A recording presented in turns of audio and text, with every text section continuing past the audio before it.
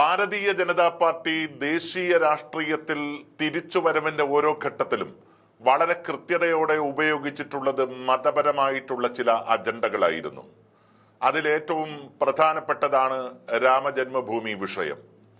ആ വിഷയത്തെ 10 വർഷക്കാലം തുടർച്ചയായി കൊണ്ടു നടക്കാനും തെരഞ്ഞെടുപ്പിന്റെ മുന്നോടിയായി രാമക്ഷേത്രം പണി പൂർത്തിയാക്കാനും അവർക്ക് സാധിച്ചു.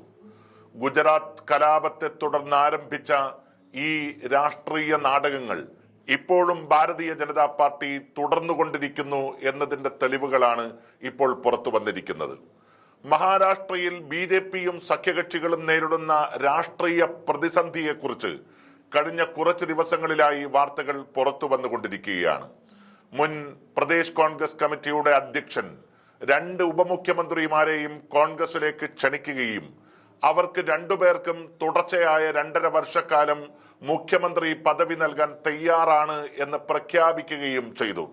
ഈ ഘട്ടത്തിലാണ് മഹാരാഷ്ട്രയിലും മതപരമായ വിഭാഗീയതയെ ആളിക്കത്തിക്കത്തക്ക രീതിയിലുള്ള ചില പ്രവർത്തനങ്ങൾ BJPയുടെ ഭാഗത്തു നിന്നും സംഘപരിവാറിന്റെ ഭാഗത്തു നിന്നും ഉണ്ടായിരിക്കുന്നത്.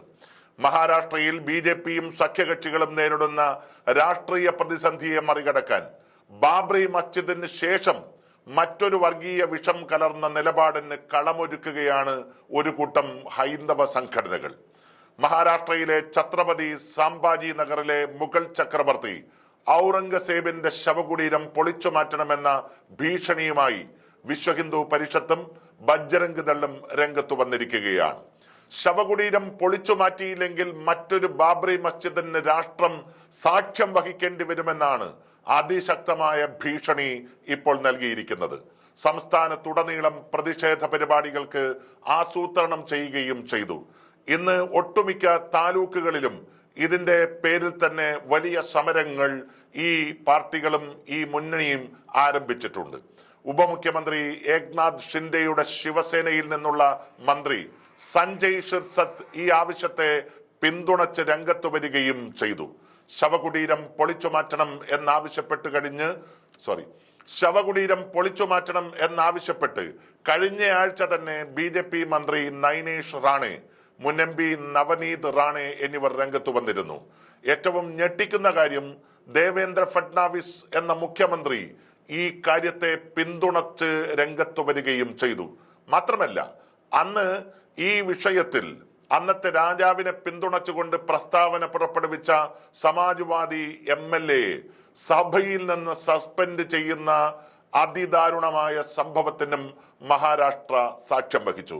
നോക്കൂ, ഗുജറാത്തിൽ ആരംഭിച്ച വിഭാഗീയത ഇന്ത്യൻ ദേശീയ രാഷ്ട്രീയത്തിൽ 2 തവണ തുടർച്ചയായി അധികാരത്തിൽ വരാൻ നരേന്ദ്രമോദിയും സംഘപരിവാർ ശക്തികളും നടത്തിയ അതേ അജണ്ട മഹാരാഷ്ട്രയുടെ ഭൂമികയിൽ സമാരംഭം കുറിച്ചിരിക്കുന്നു എന്ന് വേണം കരുതാൻ.